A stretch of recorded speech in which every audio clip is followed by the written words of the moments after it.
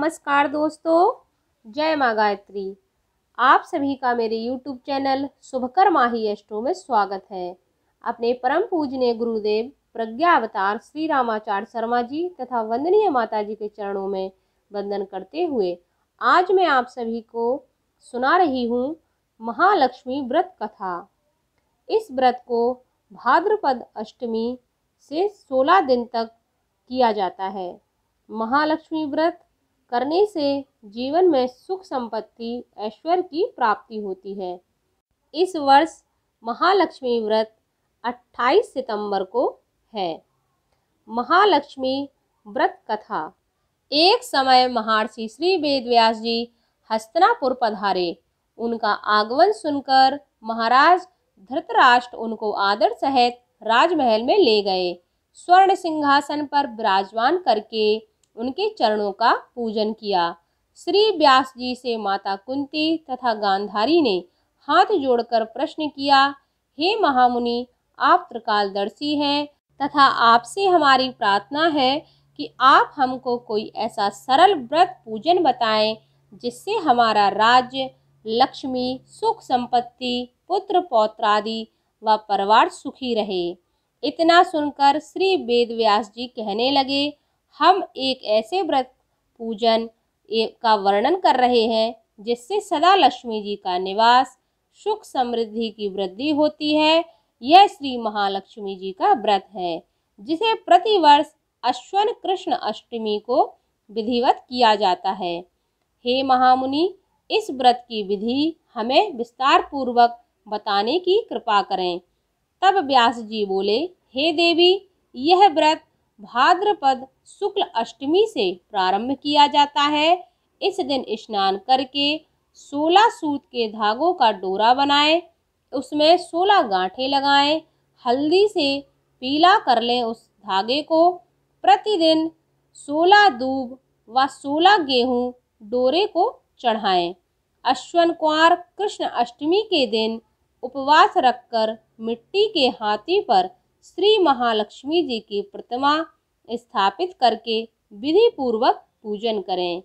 इस प्रकार श्रद्धा भक्ति सहित महालक्ष्मी जी का व्रत पूजन करने से आप लोगों की राज्य लक्ष्मी में सदा वृद्धि होती रहेगी। इस प्रकार व्रत का विधि विधान बताकर श्री वेदव्यास जी अपने आश्रम को प्रस्थान कर गए। इधर समय अनुसार भाद्रपद शुक्ल अष्टमी से गांधारी तथा कुंती अपने अपने महलों में नगर की स्त्रियों सहित व्रत का आरंभ करने लगी। इस प्रकार 15 दिन बीत गए।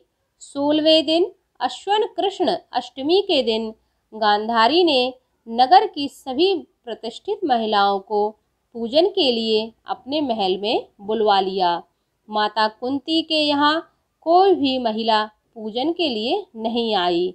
साथ ही माता कुंती को भी गांधारी ने नहीं बुलाया। ऐसा करने से माता कुंती ने अपना बड़ा अपमान समझा। उन्होंने पूजन की कोई तैयारी नहीं की। वह उदास होकर बैठ गईं। जब 5 पांडव युधिष्ठिर, अर्जुन, भीम, नकुल और सहदेव महल में आए तो कुंती को उदास देखकर पूछा, हे माता, आप इस प्रकार उदास क्यों हैं? आपने पूजन की तैयारी क्यों नहीं की? तब माता कुंती ने कहा, हे पुत्र, आज महालक्ष्मी जी के व्रत का उत्सव गांधारी के महल में मनाया जा रहा है। उन्होंने नगर की समस्त महिलाओं को बुला लिया और उसके 100 पुत्रों ने मिट्टी का एक विशाल हाथी बनाया, जिस कारण सभी महिलाएं उस बड़े हाथी का पूजन करने के लिए गांधारी के यहाँ चली गईं, लेकिन मेरे यहाँ नहीं आईं। यह सुनकर अर्जुन ने कहा, हे माता, आप पूजन की तैयारी करें और नगर में बुलावा लगा दें कि हमारे यहाँ स्वर्ग के ऐरावत हाथी का पूजन होगा। इधर माता कुंती ने नगर में ढिंढोरा पिटवा दिया और पूजा की विशाल तैयारी होने लगी। उधर अर्जुन ने बाण के द्वारा स्वर्ग से ऐरावत हाथी को बुला लिया। इधर सारे नगर में शोर मच गया कि कुंती के महल में स्वर्ग से इंद्र का ऐरावत हाथी पृथ्वी पर उतारकर पूजा जाएगा। समाचार को सुनकर नगर के सभी नर नारी, बालक एवं वृद्धों की भीड़ एकत्र होने लगी। उधर गांधारी के महल में हलचल मच गई। वहां एकत्र हुई सभी महिलाएं अपनी अपनी थालियां लेकर कुंती के महल की ओर जाने लगी। देखते ही देखते कुंती का सारा महल ठसाठस भर गया। माता कुंती ने ऐरावत को खड़ा करने हेतु अनेक रंगों के चौक पुरवाकर नवीन रेशमी वस्त्र बिछवा दिए।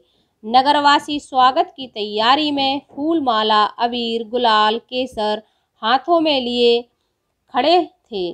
जब स्वर्ग से ऐरावत हाथी पृथ्वी पर उतरने लगा तो उसको आभूषण की ध्वनि गूंजने लगी। ऐरावत के दर्शन होते ही जय जयकार के नारे लगने लगे। सायंकाल के समय इंद्र का भेजा हुआ हाथी ऐरावत माता कुंती के भवन के चौक में उतर आया।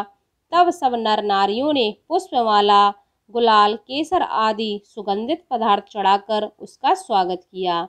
राज्य पुरोहित द्वारा ऐरावत पर महालक्ष्मी जी की मूर्ति स्थापित करके वेद मंत्रोच्चारण द्वारा पूजन किया गया। नगरवासियों ने भी महालक्ष्मी जी का पूजन किया। फिर अनेक प्रकार के पकवान लेकर ऐरावत को खिलाए और यमुना का जल उसे पिलाया गया। राज्य पुरोहित द्वारा स्वसित वाचन करके महिलाओं द्वारा महालक्ष्मी जी का पूजन कराया गया। 16 गांठों वाला डोरा महालक्ष्मी जी को चढ़ाकर अपने अपने हाथों में बांध लिया। ब्राह्मणों को भोजन कराया गया। दक्षिणा के रूप में स्वर्ण आभूषण, वस्त्र आदि बांटे गए। तत्पश्चात महिलाओं ने मिलकर मधुर गीत लहरिया के साथ भजन कीर्तन संपूर्ण रात्रि महालक्ष्मी व्रत का जागरण किया। दूसरे दिन प्रातःकाल राज्य पुरोहित द्वारा वेद मंत्रोच्चार के साथ जलाशय में महालक्ष्मी जी की मूर्ति का विसर्जन कर दिया गया। फिर ऐरावत को विदा करके इंद्रलोक भेज दिया गया। इस प्रकार जो स्त्रियां श्री महालक्ष्मी जी का विधि पूर्वक व्रत एवं पूजन करती हैं, उनके घर में धन धान्य से पूर्ण रहते हैं तथा उनके घर में महालक्ष्मी जी सदा निवास करती हैं। महालक्ष्मी जी की स्तुति में इस मंत्र को जरूर बोलें। महालक्ष्मी नमस्तुभ्यं, नमस्तुभ्यं सुरेश्वरी, हरिप्रिये नमस्तुभ्यं, नमस्तुभ्यं दयानिधे। इस मंत्र को करने के बाद माता लक्ष्मी से हाथ जोड़कर अपनी गलती की क्षमा याचना करें। अपने पूजन में कोई चूक हो गई हो उसके लिए प्रार्थना करें और माता से अपने घर में रहने के लिए, जीवन में सुख समृद्धि प्रदान करने के लिए प्रार्थना करें। यह थी महालक्ष्मी व्रत कथा।